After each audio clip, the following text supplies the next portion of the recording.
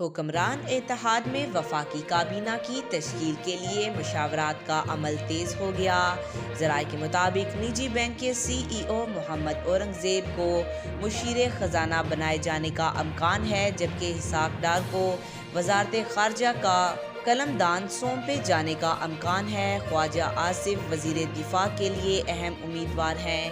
عطا تارڑ کو وزیر اطلاعات، رانا ثناء اللہ کو مشیر داخلہ کا قلمدان سونپے جانے پر غور ہو رہا ہے۔ اعظم نذیر تارڑ، طارق فضل چودھری، احسن اقبال، نصیر سدھو کو کابینہ کا حصہ بنانے پر غور جاری ہے۔ رہنما ایم کیو ایم امین الحق، آئی پی پی کے علیم خان، ق لیگ کے چودھری سالک کو بھی کابینہ میں شامل کیا جا سکتا ہے۔